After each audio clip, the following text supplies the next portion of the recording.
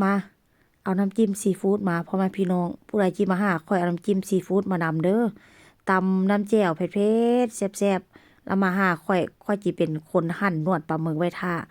นวดปลาหมึกนี่ก็ต้มสุกเรียบร้อยแล้วต้มประมาณ35นาทีทั้งเปื่อยทั้งกรอบทั้งหอมทั้งนุ่มแต่ว่าอันต้มนวดปลาหมึกค่อยนี่ก็พี่น้องค่อยก็บ่อยากเปรียบเทียบดอกเนาะอันคนละจับนวดปลาหมึกพลิกไปพลิกมาแล้วก็ไปเบิ่งบ่อนหัวมันเบิ่งปากมัน ปากก็เป็นจู่ๆแต่ถ้ามีตาออกมานี่ก็มีตาออกมาสองหน่วยสองลูกนี่ก็เป็นแบบว่าเอเลี่ยนเลยพี่น้องทั้งหัวนี่แห้งคือคักต้มไปต้มมาอ้าวปลาหมึกค่อยนี่ก็เป็นตายานแท้คล้ายๆคือกับเอเลี่ยนเลยพี่น้องผู้ใดเคยเห็นหน้าตาเอเลี่ยนบอกคล้ายๆกันเลยต้มไปต้มมาคือมาเป็นหน้าตาแบบนี้ตอนแรกก็บ่ได้คิดได้จนว่ามาจับพลิกไปพลิกมาจะค่อยรู้ว่ามันคือเอเลี่ยนแต่ว่าก็บ่เป็นหยังเด้อพี่น้อง แค่เปรียบเทียบให้เบิ่งว่ามันคล้ายคือซื่อๆแต่ว่าก็แซ่บคือเก่าทั้ง